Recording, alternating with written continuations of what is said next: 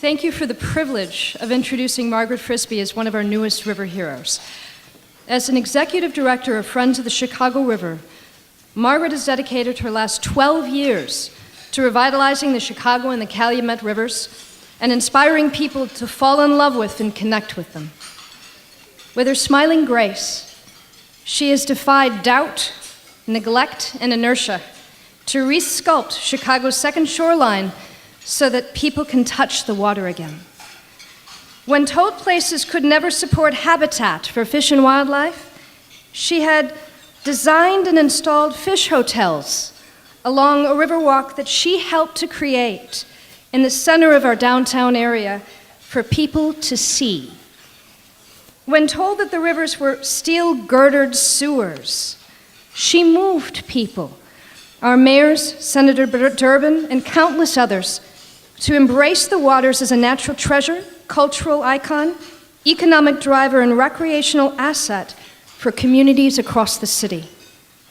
When she was told that our water reclamation district, with one of the largest plants in the world, would disinfect hundreds of millions of gallons of wastewater that flows through the arteries of our city each day, she presented an arsenal of information on how people were out on the water and must be protected. She compelled people deciding on our water quality standards to require disinfection and other protections for the first time in 40 years, to protect the exponential number of people out in the water and the resurgence of wildlife, like spotted gar and herons and otters that are returning to our rivers. On a personal note, I vividly recall how opposing counsel tried to undercut her testimony during the water quality standards, and every time Margaret smiled and cheerfully turned it into an opportunity and placed 3 more documents in the record with every question that he asked. The United States EPA heavily cited her work in its letter explaining that the standards were needed to protect people that were clearly out and in the water. Instead of listing more of her accomplishments, I wanted to leave you on a personal note as to why I so admire Margaret. When I tried to come up with one word for her, I realized how antithetical to her that was. Part of Margaret's magic is how she inspires and unites us. So I close with words chosen instead by her family of advocates. From the Sierra Club, Prairie Rivers Network, Friends of the Forest Preserves, Natural Resources Defense Council, Open Lands, which was where I'm from, the Environmental Law and Policy Center, and her own staff. Tenacious, visionary, passionate, poised, driven, curious, dogged, cheerful warrior, that was Cindy, by the way, compassionate, optimistic, purposeful, dedicated, focused, committed, inclusive, benevolent, that was Benjamin, and modest.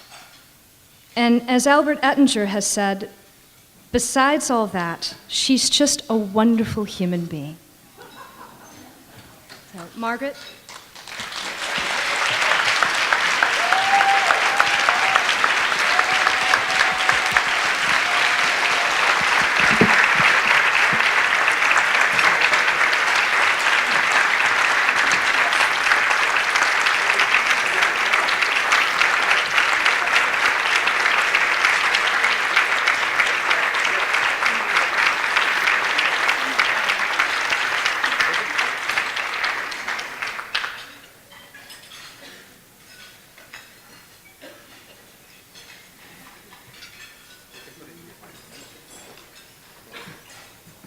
All right, I wasn't expecting that.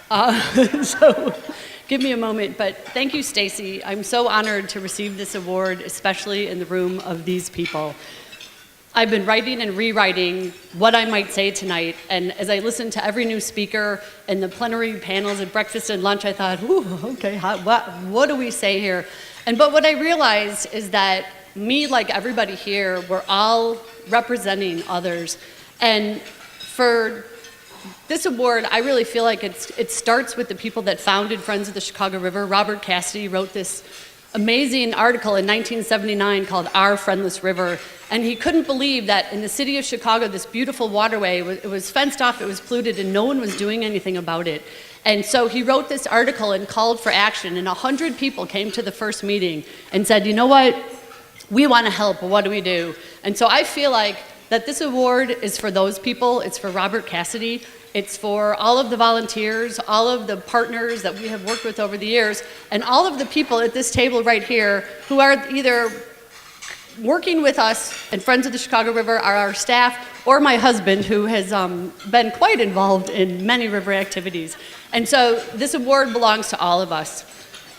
Like so many of our organizations, Friends of the Chicago River was founded because people were ignoring the Chicago River. It was fenced off, it was polluted with sewage and trash, and on average, every 3 days, there was a combined sewer overflow. The baseline had sunk too low, and someone needed to do something about it. So we stood up for what was right, and over the last 38 years, we've improved the river dramatically. Where we once had 7 species of fish, we now have over 70. We have